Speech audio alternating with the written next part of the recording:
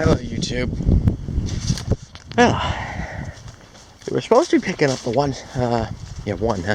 300, X300, whatever the hell that thing is, that normally takes up the space of the shed. Right, I have to go up and get something in the shed. A parts machine, that is. You want to piss me off? The guy just found a way to do it. That's pretty difficult for a person like me. We had the X300 up at the shop lately, might as well say it, North County Tractor. And we've always had issues there. They're old Scots. It sat there for 6 months, I remember, at one point. And we get a call back saying it had bad gas and it wouldn't start when we got there. You know, that's great. No. It had a bad solenoid, stupid. So, meaning to them. There's been a lot of things there, let's put it like that. Now, X300 went up there because we could never keep it running. It would always stall. Got to the point that when it was cold out, we couldn't start it cold. And I just thought to myself, it's leaning out. It's fixed jet carb, she's leaning. Because you could put the choke on when it was running, it would not stall. I knew that. So, we brought her up there. Let me sit down here with these nails first. So I went up there, and we, says to them, blah, blah, blah, blah, blah, it's not running quite right. And they said, oh, we'll take care of it. So, it's been there for, I'd say 3 weeks, a month now. It's been quite a while. Get a call back saying, oh, she's ready. So, hey, let's go up and get the damn thing. So we get in, and the guy says, yeah, we changed the plugs out because they were bad. Okay, strike one. We just changed those a month ago. That's originally what I thought was running rough. Okay, go on. Oh, and he says, we changed out the choke return spring, etc., etc. He goes on to say it was dirty and the choke was sticking on. Already I'm calling bullshit. I don't say anything yet. He says blah, blah, blah, so the choke was sticking on, you had bad plugs because it was running rich, blah, blah, blah. Well, I used to run with the choke hard on. That's the only thing that would keep it running. So, continue. He keeps yammering on, and yeah, I'm skeptical, but, I mean, if it's ready to be picked up, that means it's ready, right? Yeah, no. So after saying $210 to clean up the choke return spring and adjust it, I quote, we go out there and, let's see what happens. So we stand out there for about 10 minutes. I swear I can hear the thing cranking out in the distance, but, you know, could have been anything. My ears aren't exactly that great. Well, I mean, compared to some, I guess they're good, but, well, finally it comes sputtering around the corner, and I'm listening to it, and I can already hear a slight hiccup at high speed as he's coming around the corner of the building with the serviceman driving it, that is. I'm thinking, oh boy. He puts her up on the trailer, and I'm listening, and it just doesn't seem... It's better, but it ain't right. I tell the guy, fire it back up, I want to listen. He puts it down to idle, and what do you know? Right back to where it started. Just sitting there, sort of putting along on one cylinder and backfiring out the carb about every 5 seconds. So I get up there myself, and I hit the choke, and smooths right out. How do you like that? Well, we went back into the shop, talked to the guy, saying, well, it ain't fixed, there's something wrong here. The guy came out with us, fired it up. He kept saying, oh, we don't hear anything wrong with it. We don't hear anything wrong with it. Well, bud, you sell brand new tractors, and you just started one up on the lot. Now, we've owned that X300 for 3 or 4 years. I know that tractor. I've spent a lot of time on it.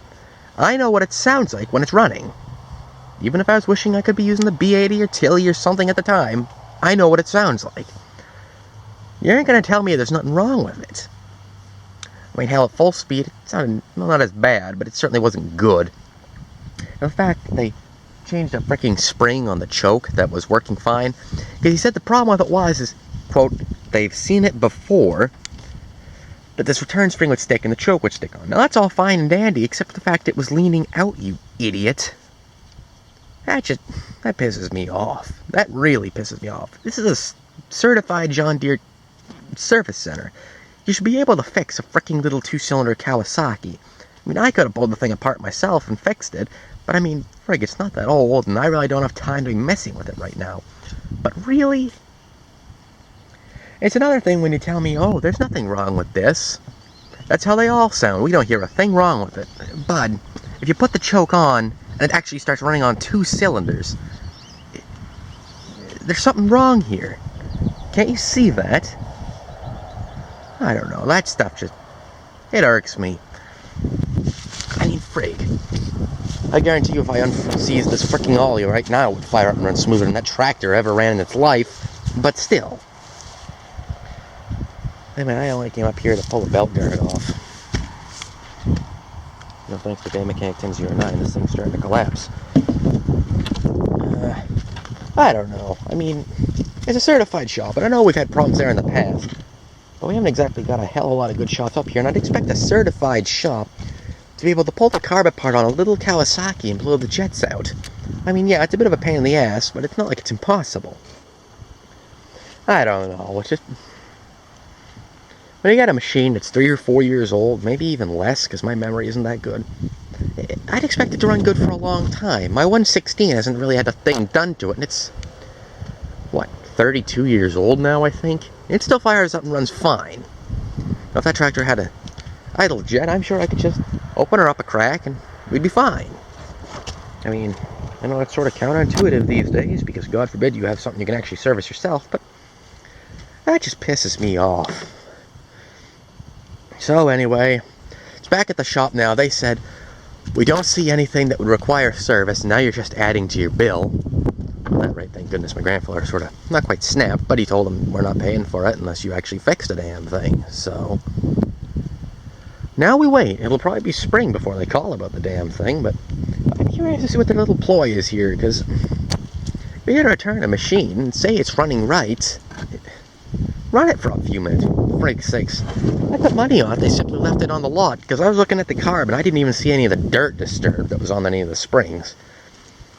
I don't know what to think. Ooh, I didn't realize half my, wow, never noticed that. That's gone. Anyway, I'm going to, pull this belt guard off, because I need it for my 69. I don't know why my 69 is a 68 style belt guard, but deal with it. Man, this thing is rotted out, isn't it? Anyway, no sense in keeping the video going. So, just let me know what you think. That just pisses me off. You drop, what was it, like $3,000 on a brand freaking new tractor. I mean, it's already broken down a few times. So, I mean, like the first week we had it, I don't remember what it was. It was something electrical fried and we couldn't start it. Then they had the exploding flywheel fans, which at least they fixed on their own. But, I don't know. Anyway, enough rambling. Yeah, let me know what you think. So, that's all for now. Bye.